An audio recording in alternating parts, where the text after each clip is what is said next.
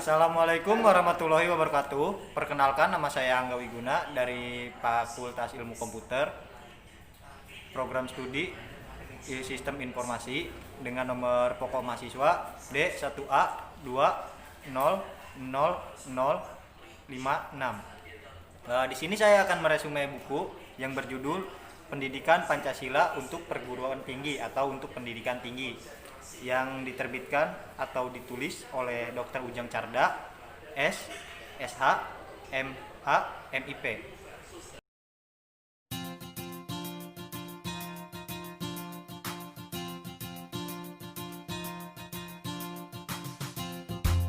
Bab 1 yang memiliki judul Orientasi terhadap Pendidikan Pancasila memiliki 3 subbab yang terdiri dari A.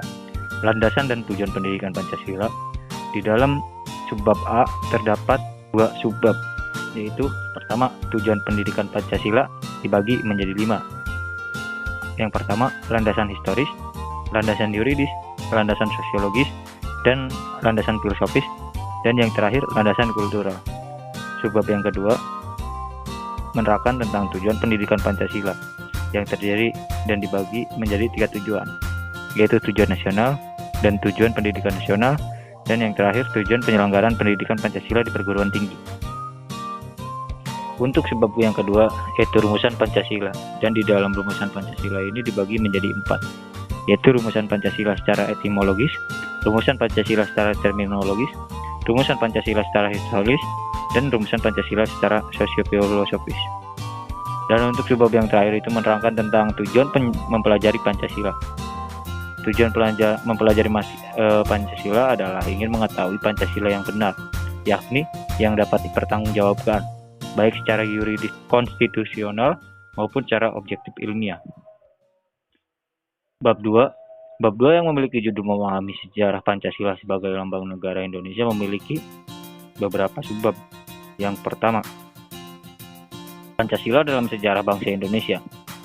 Pancasila dalam sejarah bangsa Indonesia memiliki 5 yang terdiri dari era Pancasila prakemerdekaan, era Pancasila era kemerdekaan, Pancasila era Orde Lama, Pancasila era Orde Baru, dan Pancasila era Reformasi. Untuk sebab yang kedua menerangkan tentang Pancasila sebagai lambang negara Indonesia, yang di dalamnya terdapat materi sejarah lambang negara, pengertian negara, bentuk lambang negara, penggunaan lambang negara, dan larangan penggunaan lambang negara.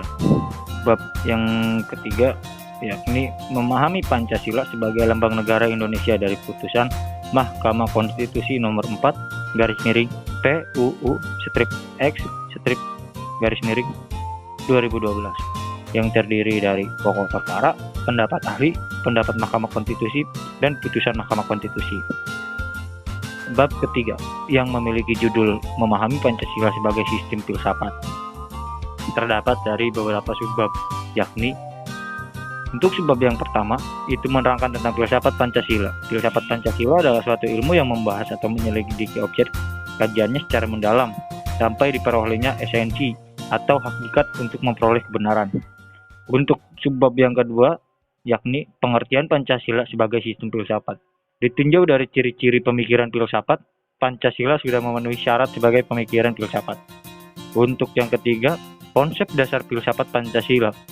Konsep dasar itu adalah pandangan tentang manusia yang mempunyai peran sentral dalam filsafat Pancasila, manusia sebagai objek maupun subjek.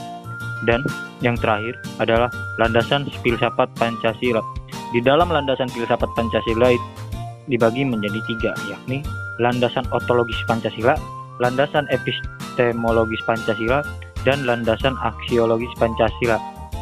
Bab keempat yang berjudul Memahami Pancasila sebagai Sistem Nilai Etika dan Norma terdiri dari beberapa subbab, yakni yang pertama, pengertian nilai etika dan norma. Dalam subbab yang pertama terdiri dari beberapa materi, yakni pengertian nilai, yang kedua pengertian etika, yang ketiga pengertian norma, yang keempat hubungan nilai dan norma, yang kelima hubungan nilai norma dan sanksi. Untuk sebab yang kedua itu mempelajari tentang Pancasila sebagai nilai dasar fundamental bagi bangsa dan negara. Dalam pengertian ini, sila-sila Pancasila merupakan suatu sistem filsafat, sehingga konsekuensinya kelima sila bukan terpisah-pisah dan memiliki makna sendiri-sendiri, melainkan makna yang utuh. Bab 5. Bab 5 yang memiliki judul Memahami Muatan Sila-sila dalam Pancasila memiliki beberapa subbab. Subbab yang pertama itu menerangkan tentang hakikat nilai-nilai yang terkandung dalam Pancasila. Dan di dalamnya terdapat 3 materi, yakni hakikat abstrak, hakikat pribadi, dan hakikat konkret. Untuk subbab yang kedua itu menerangkan tentang isi arti materi muatan sila-sila Pancasila dalam Pancasila. Untuk subbab yang ketiga membahas tentang refleksi nilai-nilai keislaman dalam Pancasila, dan di dalamnya terdapat 2 subbab lagi, yakni korelasi Pancasila dengan agama, dan yang terakhir refleksi nilai Pancasila, refleksi nilai-nilai keislaman dalam materi muatan sila-sila Pancasila. Bab ke-6. Bab 6 yang memiliki judul Memahami Pancasila sebagai ideologi bangsa dan negara memiliki beberapa subbab. Yang pertama, pengertian tentang ideologi. Pengertian ideologi dapat dikatakan sebagai kumpulan gagasan atau ide-ide yang menyeluruh dan sistematik yang menyangkut bidang politik, soal agama, dan kebudayaan. Yang kedua, makna ideologi bagi bangsa Indonesia. Ideologi selain sebagai sumber motivasi juga merupakan sumber semangat dalam berbagai kehidupan negara. Untuk subbab yang selanjutnya, yakni perbandingan ideologi Pancasila dengan ideologi lain, dan di dalamnya terdapat 5 materi, yakni yang pertama ideologi Pancasila, yang kedua ideologi liberalisme, yang ketiga ideologi konservatif, yang keempat ideologi sosialisme komunisme, yang kelima ideologi fasisme. Selanjutnya memiliki judul Kedudukan dan Fungsi Pancasila dalam Tata Kehidupan Bangsa Indonesia. Di dalamnya terdapat 9 materi yang dijelaskan tentang Pancasila sebagai jiwa bangsa Indonesia, Pancasila sebagai kepribadian bangsa Indonesia, Pancasila sebagai pandangan hidup bangsa Indonesia, Pancasila sebagai ideologi bangsa dan negara Indonesia, Pancasila sebagai sumber dari segala sumber tertib hukum bagi negara Republik Indonesia, Pancasila sebagai perjanjian luhur bangsa Indonesia pada waktu mendirikan negara, Pancasila sebagai cita-cita dan tujuan bangsa Indonesia, dan yang terakhir Pancasila sebagai falsafah hidup yang mempersatukan bangsa Indonesia. Untuk subbab yang selanjutnya, memahami makna Pancasila sebagai ideologi negara dari putusan Mahkamah Konstitusi nomor 100 garis miring PUU strip XI strip garis miring 2013.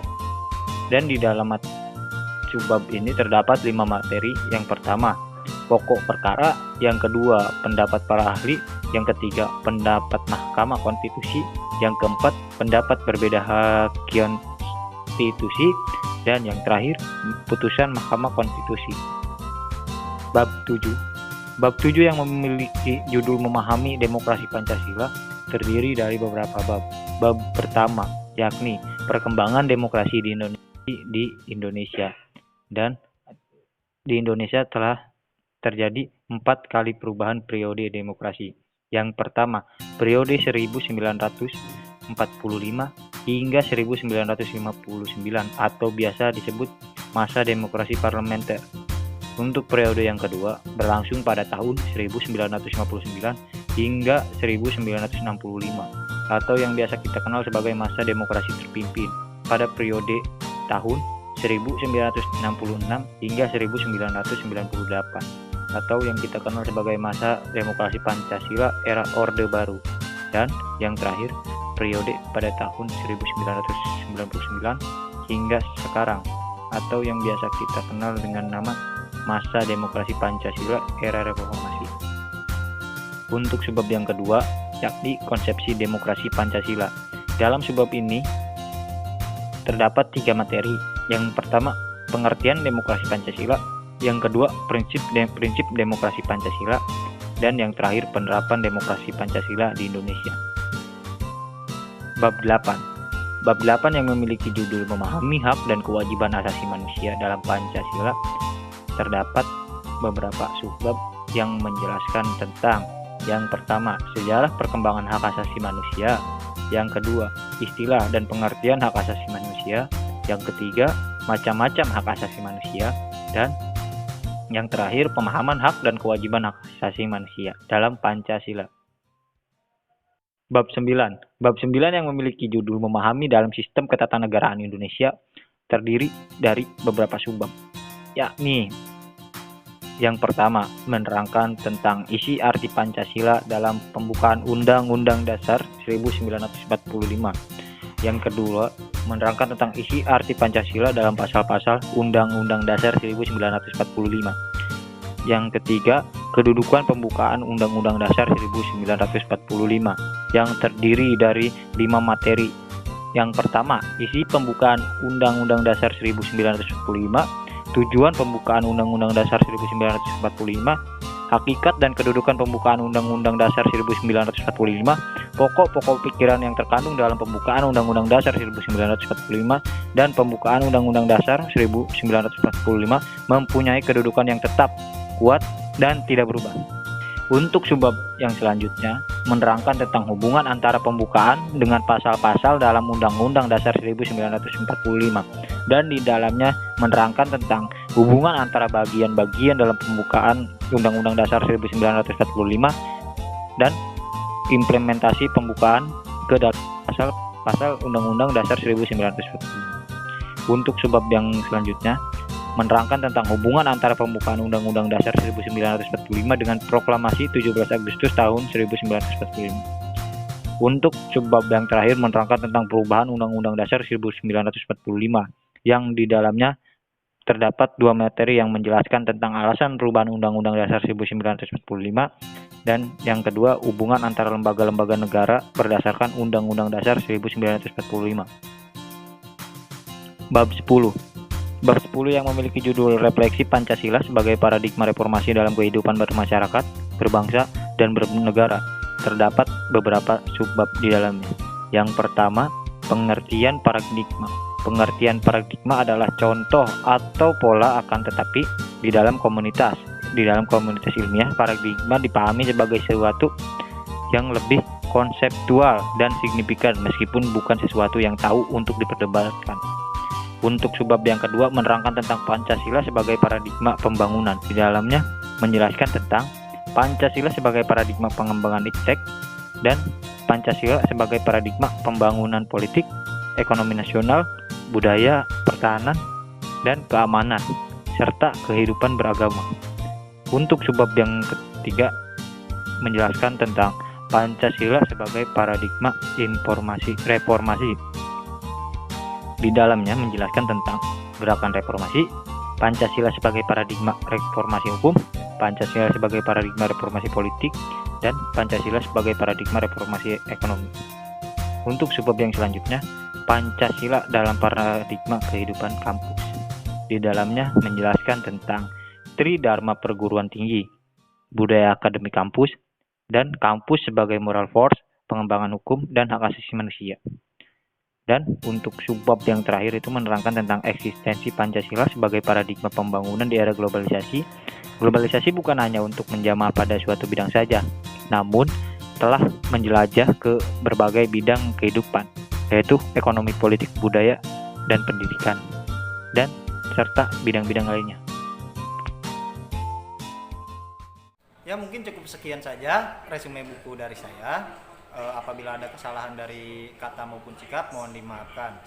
Apabila ada kekurangan juga tolong dimaafkan. Wassalamualaikum warahmatullahi wabarakatuh. Fill me out with your smile. Now the sunshine brings the light. Fill me out with a flame.